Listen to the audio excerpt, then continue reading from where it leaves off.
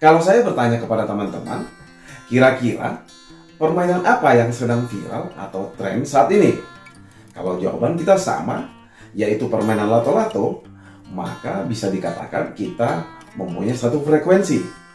Lato-lato adalah sebuah permainan yang dilakukan dengan cara mengayunkan dua bola kecil yang masing-masing ujung dari bola tersebut itu dikaitkan dengan seutas tali. Lalu kemudian dihentakkan dengan satu tangan agar saling beradu antara satu bola dengan bola yang lain. Coba kita lihat keluar rumah atau di media sosial. Isinya sebagian besar orang itu menggunakan lato-lato atau sedang bermain lato-lato. Apalagi baru-baru ini viral sebuah video tentang curhatan seorang dokter yang merasa terganggu karena permainan lato-lato seorang anak di ruang tunggu pada saat si dokter memberikan penjelasan kepada pasiennya di sebuah rumah sakit.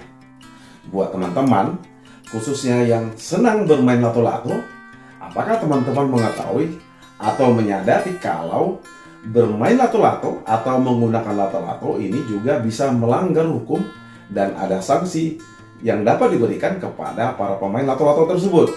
Pertama, kalau teman-teman pergi ke toko mainan lato-lato, lalu secara tanpa sadar, kemudian teman-teman membawa pulang lato-lato tersebut tanpa terlebih dahulu melakukan pembayaran atau meminta izin terlebih dahulu kepada penjaga atau pemilik dari toko yang melakukan penjualan lato-lato, maka dalam hal ini teman-teman bisa dijerat dengan menggunakan dugaan tindak pidana pencurian atau penipuan atau penggelapan. Sanksinya tidak main-main, ada sanksi pidana berupa pidana penjara kepada teman-teman. Kedua, kalau teman-teman meminjam lato-lato milik dari orang lain dan yang punya lato-lato sudah meminta berapa kali agar teman-teman mengembalikan lato-lato tersebut kepada si pemilik, tetapi pada kenyataannya teman-teman tersebut itu tidak melakukan pengembalian, malah secara tanpa hak kemudian lato-lato yang teman-teman pinjam tersebut itu dibawa pulang ke rumah tanpa seizin dari yang mempunyai lato-lato, maka dalam hal ini teman-teman dapat dijerat dengan menggunakan pasal penggelapan sebagaimana yang saya sampaikan tadi. Ketiga, kalau teman-teman bermain lato-lato sambil melakukan tawuran atau kemudian berantem dan kemudian melukai orang lain, bahkan sampai melakukan penganiayaan atau menyebabkan orang lain meninggal dunia.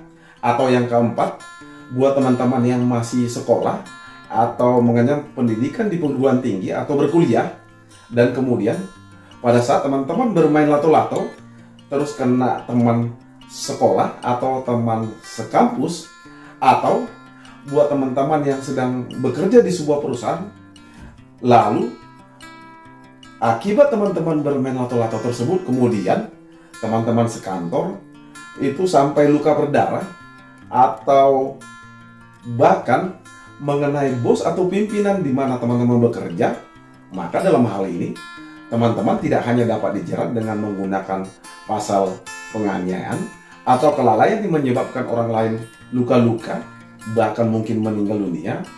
Bahkan di sini dalam hal ini ada juga risiko hukum menyangkut status teman-teman di mana teman-teman bekerja dalam sebuah perusahaan. Apabila teman-teman melakukan penganiayaan atau menyebabkan orang lain luka atau dapat mengancam jiwa seseorang, maka teman-teman dapat terkena sanksi pemutusan hubungan kerja dari perusahaan atau atasan atau pimpinan di mana teman-teman bekerja. So, berdasarkan penjelasan yang saya sampaikan tadi, masih yakin teman-teman, baik teman-teman yang masih duduk di bangku sekolah atau perguruan tinggi, bahkan di lingkungan pekerjaan atau kantor atau dalam sebuah perusahaan masih menggunakan lato-lato atau melakukan permainan lato-lato? Silakan komen di bawah ini agar dapat menjadi bahan diskusi kita bersama. Salam dari saya.